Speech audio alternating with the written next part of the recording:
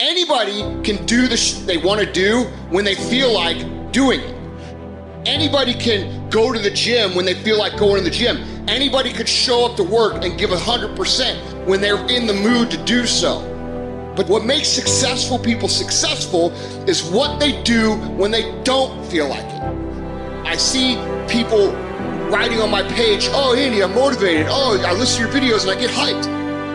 That's great, and I'm glad that I can get you hyped for 5 minutes. But what do you do after the 5 minutes is over? What do you do after you walk out of the seminar that you paid $1,000 to go to? What do you do when you wake up the next day? What do you do when you have to either do what it is you know you're supposed to do without somebody there to supervise you, or you get to take the play off because no one's gonna know the difference? Those are the things that make up success. That's discipline. The practicing, the developing the discipline that when applied consistently can get you to the next level. If you look at the true warriors of humanity, you look at the true empire builders, you look at the true titans who are constructing a better world, they're less about pleasure seeking because they understand that if you want to have a great life, a soaring life, look at what most people do and do the opposite. Growth comes through discomfort.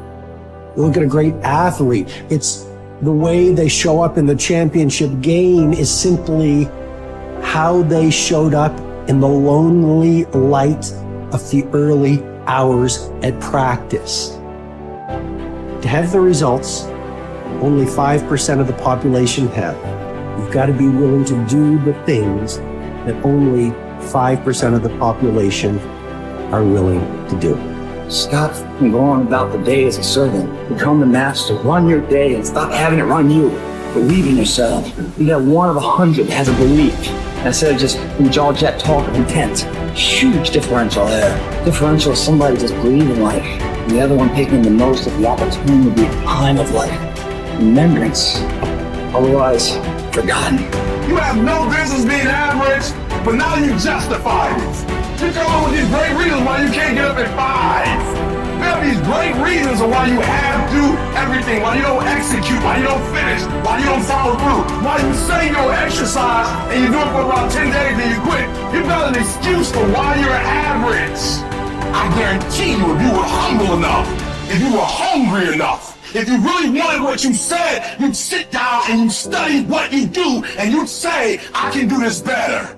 But I have not exhausted all my time. I have not exhausted all my resources. There's something missing. You're not where you're supposed to be. It's not going to take a lot, but it's a small gap. And the gap is called execution. If you want to execute just a little bit more, you'll be on a whole other level. And I'm telling you, you're not where you want to be financially. You are not the person you want to be. And you have not given yourself enough credit to say, I just need to get up a half hour earlier, and my whole life will change. I just need to get up 1 hour earlier. I just need to work 1 hour longer. Doing things that matter take time. Doing things that are great take time. Doing things that are going to get you paid take time. And you can't get around it. You can't outwork time. You can't change it. You can't do anything about it.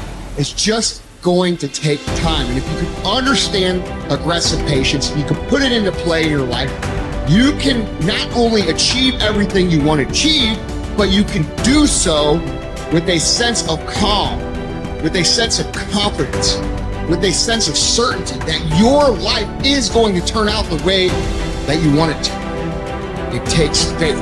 You have to trust that things are going to happen.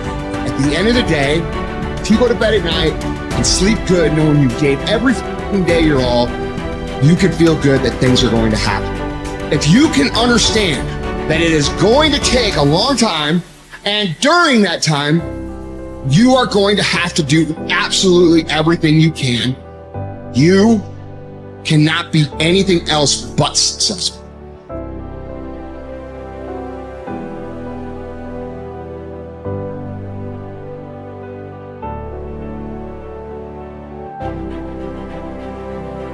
You need structure, you need predictability, and you need more of it than you think, just to keep you sane.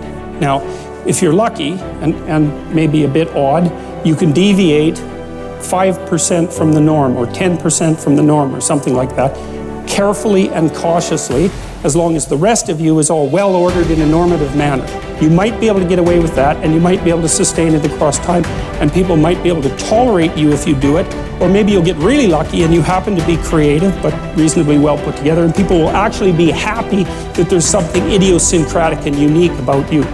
But even under those circumstances, mostly what you want is to have a routine that's disciplined, that's predictable, and bloody well stick to it. You're going to be way healthier and happier and saner if you do that. And then the other thing that you need, because this is one of the things the psychoanalysts got wrong, I think, is that they overestimated the degree to which sanity was a consequence of being properly structured internally, you know? Because from the psychoanalytic point of view, you're sort of an ego, and that ego is inside you. And of course, it rests on an unconscious structure. But the purpose of psychoanalysis is to sort out that unconscious structure and the ego on top of it, and to make you a fully functioning and autonomous individual. But there's a problem with that, because the reason that you're sane as a fully functional and autonomous human being isn't because you've organized your psyche, even though that's important. The reason that you're sane if you have a well-organized unconscious and ego is because other people can tolerate having you around for reasonably extensive periods of time and will cuff you across the back of the head every time you do something so stupid that people will dislike you permanently if you continue. And so what people are doing to each other all the time, just non-stop, is broadcasting sanity signals back and forth, right? It's like you smile at people if they're not only behaving properly, but behaving in a way that you would like to see them continue to behave. You frown at them if they're not, you ignore them if they're not, you shun them, you roll your eyes at them, you manifest a disgust face, you don't listen to them, you interrupt them, you won't cooperate with them, you won't compete with them. It's like you're blasting signals at other people about how to regulate their behavior so frequently, well, it just makes up all of your social interaction. That's why we face each other, and we have emotional displays on our face, and we're looking at each other's eyes, and we know as much as we can about what's going on with each other, given that we don't have immediate access to the contents of their consciousness. And so partly what you're doing with your routine is establishing yourself as a credible, reliable, trustworthy, potentially interesting human being who isn't going to do anything too erratic at any moment. And everyone else is around there tapping you into shape, making sure that that's exactly what you are. And that's how you stay sane. And so what happens to people too, if they don't have a routine and they get isolated, is they start to drift. And they drift badly because the world is too complicated for you to keep it organized all by yourself. You just cannot do it. So we outsource the problem of sanity. And it's very intelligent that we outsource the problem of sanity, because sanity is an impossibly complex problem. And so the way that we manage the incredibly complex problem is we have a very large number of brains working simultaneously on the problem all the time. It's like a stock market for sanity. And it's partly, and I use that definition with purpose, because the stock market does the same kind of impossible thing, right? Because it tries to price things, which is impossible. How many things are there? Like 1 billion. How in the world do you decide what the price is? You can't decide what the price is. That's why you have a stock market. Well, in a free market, I mean for consumer goods, is everyone's voting on what the price of everything is all the time. And that's the way we figured out, because it's technically impossible. Understand. Your mind is weaker than your emotions, but you become aware of this weakness only in moments of adversity. Precisely the time when you need strength. What best equips you to cope with the heat of battle is neither more knowledge nor more intellect. What makes your mind stronger and more able to control your emotions is internal discipline and toughness. No one can teach you this skill. You cannot learn it by reading about it. Like any discipline, it can come only through practice, experience, even a little suffering. An active life serves the purpose of giving man the opportunity to realize values in creative work, while a passive life of enjoyment affords him the opportunity to obtain fulfillment in experiencing beauty, art, or nature. But there is also purpose in that life which is almost barren of both creation and enjoyment, and which admits of but one possibility of high moral behavior, namely in man's attitude to his existence, an existence restricted by external forces. A creative life and a life of enjoyment are banned to him. But not only creativeness and enjoyment are meaningful. If there is a meaning in life at all, then there must be a meaning in suffering. Suffering is an ineradicable part of life, even as fate and death. Without suffering and death, human life cannot be complete. As his mind becomes purer and his emotions come under control, his thoughts become clearer and his instincts truer. As he learns to live more and more in harmony with his higher self, his body's natural intuition becomes active of itself. The result is that false desires and unnatural instincts, which have been imposed upon it by others or by himself, will become weaker and fall away entirely in time.